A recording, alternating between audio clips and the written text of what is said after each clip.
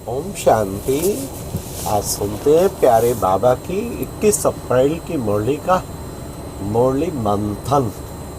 आज की मुरली में बाबा ने कितना सुंदर दिल में छपने वाली बातें बताई। बाबा ने कहा ये वक्त जा रहा है, हाँ देखो कैसे टाइम जा रहा है, मिनट पर मिनट सेकंड फटाफट टाइम बीतता जा रहा है और ये संगम युग का समय वापस आने वाला नहीं है। हाँ ये तो एक एक मिनट कितना कीमती वर्षों के समान है, इसलिए बाबा ने कहा इसको सफल करना है, हाँ इसको वेस्ट नहीं करना है बिल्कुल भी। तो बाबा ने कितना सुंदर कहा, बाप का अंतिम डायरेक्शन है कि मीठे बच्चे अब घर जाना है, परम धाम ये बुद्धि योग की मुसाफरी है, हाँ जो तुम्हें करनी है। तो थोड़ा सा क्षमा चाहेंगे, आज हम ट्रेन से मुरली मंथन कर रहे हैं, थोड़ा डिस्टर्बेंस हो सकता है वो। फिर बाबा ने कहा जो बाबा ने पहले तुम्हें राजयोग सिखाया था वही राजयोग तुम्हें अब फिर से सिखा रहे हैं।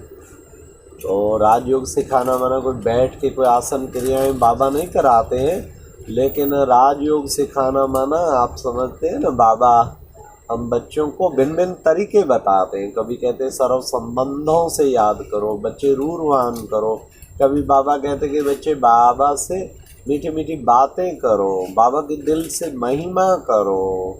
कभी तो इस दुनिया से दूर चले जाओ, उस परम धाम में अनुभव करो, बाबा के नीचे उसकी शक्तिशाली किरणों के नीचे अनुभव करो। कभी बाबा कहते बच्चे बाप की गोद का अनुभव कितना प्रेम भरा, ऐसे समझो परम धाम में बाप की गोद में बैठे हैं। कभी बाबा कहते आशुभ आशुभ समझ के याद करो। तो ये सब राजयोग सिखाने की ही विधियां हैं जो बाबा हम बच्चों को कराते रहते हैं। फिर बाबा ने कहा बच्चे अब तुम इस पुरानी दुनिया से ममत्व मिटा दो, सारा ममत्व की बात है, कहीं ना कहीं मोह, हाँ अपनी प्रॉपर्टी में ममत्व, अपने बच्चों में ममत्व, अपनी देह में ममत्व, अपने विचारों में ममत्व, मान शान में ममत्व। तो ये सब ममत्व बाबा कहते हैं तुम बच्चों को मिटाना है, हाँ? और तुम बच्चों को क्या करना है, देही अभिमानी बनो। इसमें बड़ी मेहनत है, निरंतर इस बाप को और सुख धाम को याद करो। हाँ देही अभिमानी बनने की तो मेहनत करनी है। घड़ी घड़ी कौन बोल रहा है, मैं आत्मा भ्रिकुटी रूपी आसन पर विराजमान होकर बोल रही हूँ, और कौन सुन रहा है, आत्मा सामने भ्रिकुटी रूपी आसन पर विराजमान होकर सुन रहा है। ये आत्मिक अवस्था का अभ्यास जिसने कर लिया ना, संपूर्णता के निकट पहुंच जाएगा। कितना अच्छी तरह इस अभ्यास को बढ़ाना है। बाबा ने कहा कोई कोई बच्चे पूछते हैं बाबा जब कोई बच्चे बीमार होते हैं उनको दुख होता है तो बच्चे बाबा आपको दुख नहीं होता है। बच्चे मुझे क्यों दुख होगा, मैं साक्षी होकर देखता हूँ, सबका अपना अपना कर्म भोग है, मुझे कोई अफसोस नहीं होता है। ये ब्रह्मा बाबा को भी ऑपरेशन कराने पड़े, क्या क्या हुआ, सब कर्म भोग चुक्त हो रहा है, मैं इसमें अफसोस नहीं करता हूँ। तुम बच्चों को भी जैसे बाबा साक्षी रहता है ऐसे तुम बच्चों को भी साक्षी भाव, साक्षी रहना है, साक्षी अवस्था। हाँ जाहिलना नहीं है, ये क्यों, ये कैसे, ये क्यों हो गया, कैसे हो गया, क्या हो गया। अबे पता है ना हिसाब किताब चुकतू हो रहा है ना, तो खुशी खुशी चुकतू करना है। बोया भी तो था ना, काटने में दुखी क्यों हो रहे हैं, तो काटने में दुखी कभी नहीं होना, जबकि बोया था फिर क्यों दुखी हो काटने में।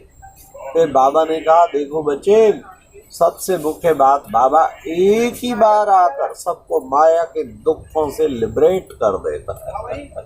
सब प्रकार के दुखों से लिबरेट करने आया है ना बाबा, इसलिए दुखों से लिबरेट कर देता बाबा। तो हमें कोशिश करनी है उस दुखों से लिबरेट करके औरों को भी दुखों से लिबरेट करना है। ये प्यारे बाबा हम बच्चों को कहते हैं कि बच्चे योग बल से विकर्मों का बोझा भस्म करना है। तुम्हारे सिर पर विकर्मों का बोझा बहुत है, इस जन्म का भी है और अनेक जन्मों का है, और उसको भस्म करने का तरीका एक ही बताया है कि बाबा ने योग बल।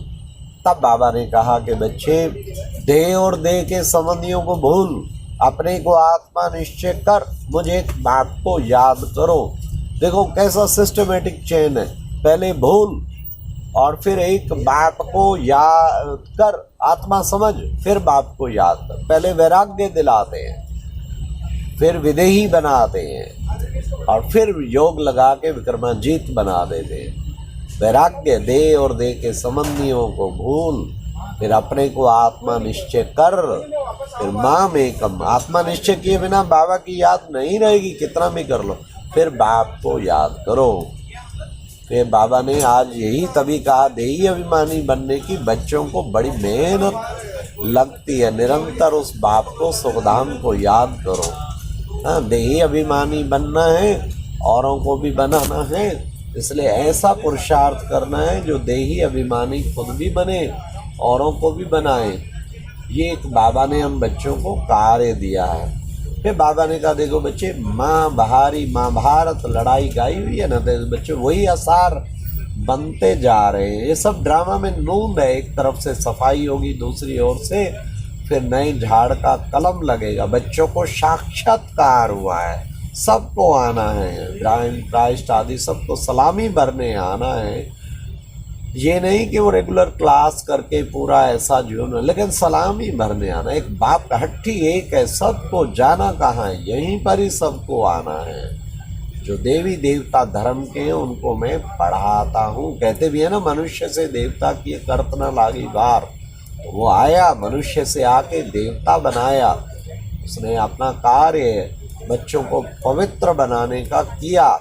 मैं आता ही हूँ स्वर्ग का मालिक बनाने के लिए, तुम बच्चों को कलप कलप मेरा ये कार्य है वो मैं करता हूँ।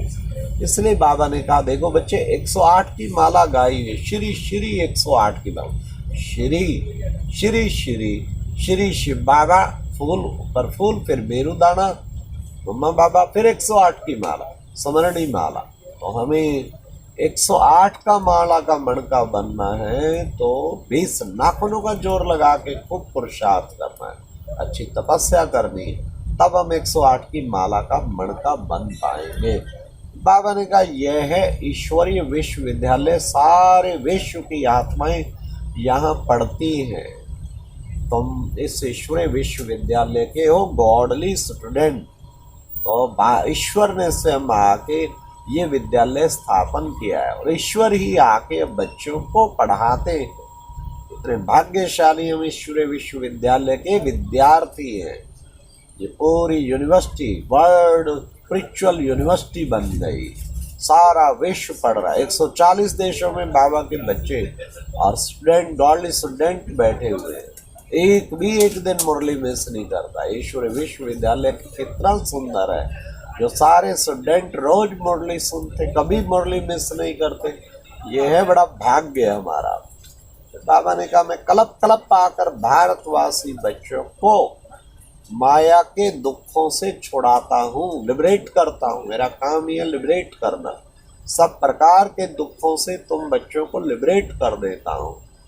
और फिर तुम्हें क्या करता हूँ, फिर तुम्हें राजाओं का राजा बनाता हूँ। ये है मेरा कलप कलप का पार्ट, जो मुझे बजाना ही है। ठीक टाइम जब होता है ऑटोमेटिक आ जाता हूँ। मैं भी ड्रामा के बंधन में बंधा हुआ हूँ। यदा यदा धर्मस्य ग्लानिर्भवति भारत, जब जब धर्म की ग्लानि होती है तब तब मैं धरती पर आता हूँ। तो बंधा हुआ हूँ ना, जब धर्म ग्लानि होती फिर मुझे आना पड़ता। ये है ड्रामा। फिर बाबा ने कहा, निश्चय है तो क्यों ना उनकी मत पर चलना चाहिए। और मत पर चलने में अभी बाबा ने कहा, कोई भी ऐसे मत पे चलेंगे तो तुम औरों को भी चला पाएंगे। ले स्वर्ग का वर्षा ले। अरे क्यों नहीं, अंदर में आएगा निश्चय वाले को, क्यों ना हम स्वर्ग का वर्षा ले। फिर बाबा ने कितना सुंदर कहा कि देखो बच्चे, भट्ठी बननी थी, कितने बच्चे आए, कहते भगाया। अरे स्वर्ग की पटरानी बनाने के लिए भगाया ना। तपस्या करके वो सर्विस के लायक बने। अभी मुश्किल कोई सर्विस के लायक बनते हैं। तो इसलिए बच्चे, वो पुराना टाइम, कितनी दादियाँ, कितने वो निकले और कितनी तपस्या की 14 साल, और फिर सर्विस के लायक बन गए सब के सब। फिर बाबा ने कहा तुमको सबको क्या करना है, आशीर्वाद, सुख दे के आशीर्वाद लेना है और श्री श्री की श्रीमत पर चलना है।